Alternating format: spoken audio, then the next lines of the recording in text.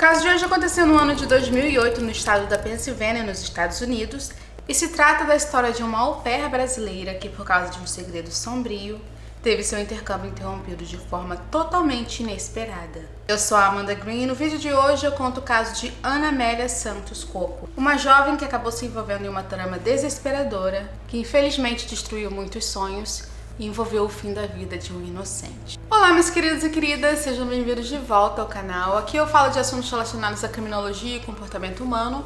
E se você gosta desse tipo de conteúdo, eu te convido a se inscrever no meu canal, dar o seu like no comecinho do vídeo porque me ajuda muito. E também deixe nos comentários o que você achou desse vídeo e o que achou do canal de uma forma geral, porque eu leio e respondo todos os comentários. E o caso de hoje é bem interessante porque envolve vários aspectos da criminologia, da psicologia e do direito de uma forma bem peculiar. E eu vou deixar as minhas considerações ao final do vídeo sobre os aspectos psicológicos e de comportamento humano que podem ou não ter tido uma participação nesse caso. Lembrando que eu não tenho condições ou intenção alguma de diagnosticar pessoas, tenho apenas a intenção de trazer algumas informações para vocês, com a esperança de que meu conteúdo seja valioso de alguma forma. Mas sem mais demora, vamos para o caso de hoje.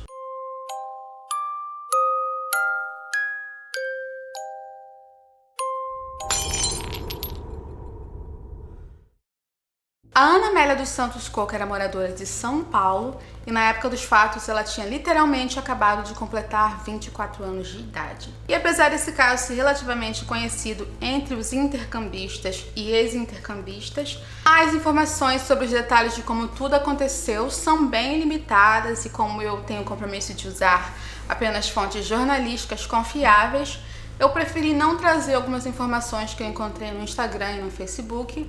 E existem pouquíssimas informações sobre a sua família, sobre como foi a sua infância, ou até mesmo sobre a vida dela antes do acontecimento que eu vou relatar. Em algum momento o pai e o irmão chegam a ser mencionados, mas a verdade é que a história não requer que seus nomes sejam revelados.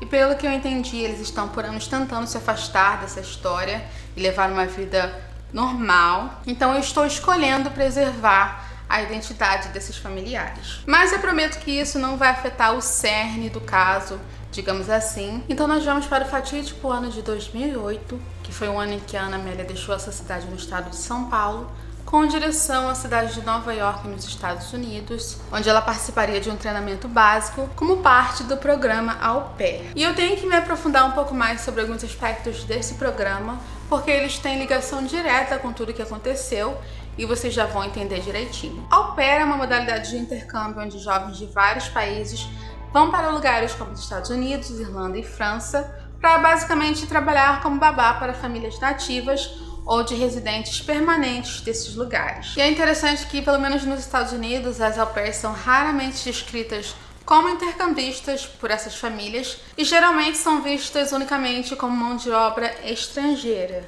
Então esses jovens moram na casa dos patrões e recebem alimentação, além de uma ajuda mínima para a educação e um salário baixíssimo se comparado ao que uma babá convencional receberia para trabalhar nas mesmas condições. E o programa custa bem menos do que se pagaria para outras modalidades mais comuns de intercâmbio. Por exemplo, se eu não me engano, eu paguei em 2015 R$800 para ficar um ano inteiro. Então para mim foi vantajoso, mas em contraponto, a carga de trabalho pode ser bem pesada, existe a possibilidade de você não se adaptar com a família e também existe o risco da pessoa cair numa host family perigo, como se falava na minha época, que são aquelas famílias que têm problemas sérios que acabam se tornando seus problemas também. O programa foi criado pelo Departamento de Estado dos Estados Unidos para tentar amenizar os custos altíssimos que os americanos tinham e ainda têm com o cuidado de crianças. Então o governo percebeu que trazer mão de obra estrangeira a preço de banana seria uma possível solução. Foram criadas algumas regras básicas para o programa de au pair, mas depois disso o governo deu uma autonomia enorme para as agências que ficaram responsáveis por identificar quem se encaixaria melhor como candidato nessas vagas de emprego, disfarçadas de intercâmbio, e essas agências ficaram praticamente livres para criarem as suas próprias regras. Como por exemplo,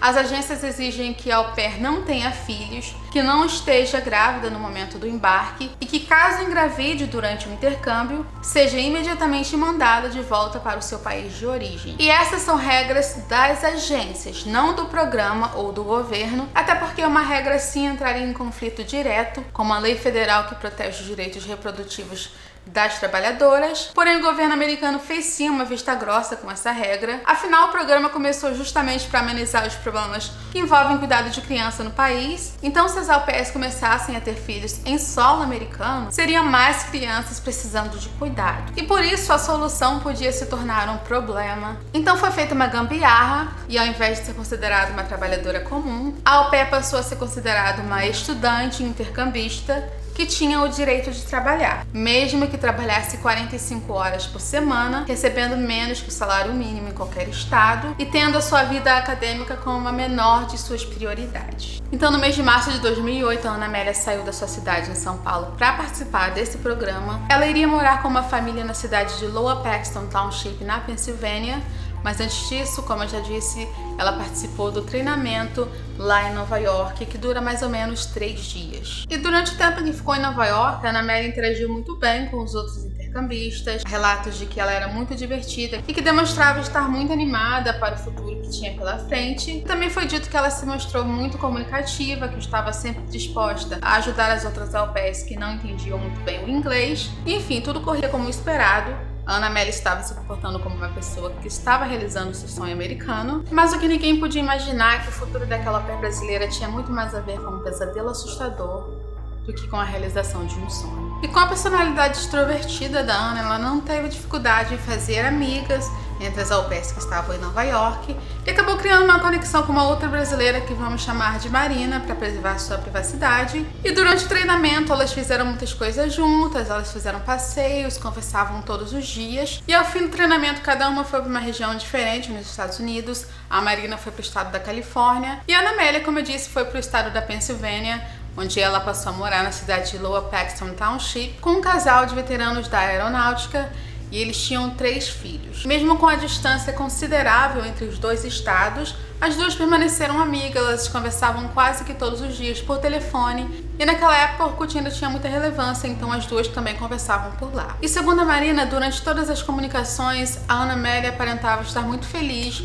Ela estava se adaptando bem à nova cidade e não tinha nenhuma queixa preocupante contra a família com que ela estava morando. Ela falava das coisas normais do dia a dia de uma au pair e também falava sobre seus interesses pessoais, que eram bem comuns para uma jovem da idade dela. E um desses interesses era com certeza viagens. Ela chegou a fazer uma viagem praiana para Miami durante o tempo em que estava lá nos Estados Unidos. E novamente não apresentou nenhum sinal de que algo estivesse errado. Aliás, nem a sua host family, muito menos a sua família no Brasil, disseram ter notado qualquer mudança na forma de ser da Ana Amélia. E os pais americanos disseram que tinham muito carinho pela jovem, que ela era competente no que fazia e que tinha uma personalidade muito fácil de lidar, digamos assim. Então, ao que parece, absolutamente ninguém notou que por trás dos sorrisos e da simpatia da au pair brasileira, ela escondia um segredo sombrio que acabou se tornando um segredo criminoso.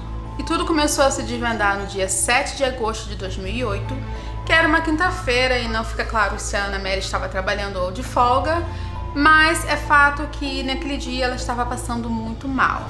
Ela sentia dores fortíssimas no abdômen e quando a host mom chegou em casa por volta das 3 da tarde, ela disse ter notado que a Ana Amélia estava se contorcendo de dor e que aquilo a teria deixado muito preocupada, mas quando ela perguntou o que estava acontecendo, a au pair respondeu apenas que estava sentindo cólicas menstruais. E em certo momento a Ana teria ido para o seu quarto, que ficava no porão da casa da família, e lá ela ficou até o dia seguinte. E essa família morava numa região bem tranquila da cidade, então raramente tinha movimento na rua, mas esse senso de tranquilidade foi bruscamente substituído por um sentimento de terror, quando na manhã do dia seguinte, no dia 8 de agosto de 2008, o segredo da Ana Amélia foi finalmente revelado. Era uma sexta-feira e era também o aniversário da Ana Amélia, que assim como eu, nasceu no dia 8 de agosto. Então, naturalmente, as crianças foram até o porão para lhe desejar feliz aniversário. Bom, não fica exatamente claro como essa parte da história aconteceu, mas o que se dá a entender é que quando as crianças chegaram ao porão, elas já se depararam com uma cena assustadora. Algumas matérias sugerem que as crianças encontraram sangue no quarto e que então chamaram o pai. E outras matérias também sugerem que foi uma das crianças que encontrou no armário da Ana Amélia uma sacola suja de sangue, e dentro dessa sacola, enrolada numa toalha também ensanguentada, estava um bebê, infelizmente já sem vida. Pode ser que as crianças tenham tentado deixar um presente de aniversário dentro do armário da Ana e acabaram encontrando o bebê. E depois disso, claro que as crianças alertaram seus pais, e o pai contou que ele foi até o quarto da Ana Amélia e viu um menino já todo formadinho. Ele disse que esse menino tinha muito cabelo e aquela cena foi totalmente traumatizante para ele chegou a passar muito mal. E ele também disse que enquanto tudo isso acontecia, a Ana Amélia estava lá no quarto também, mas não demonstrava nenhuma reação. Até então, ninguém entendia exatamente o que tinha acontecido.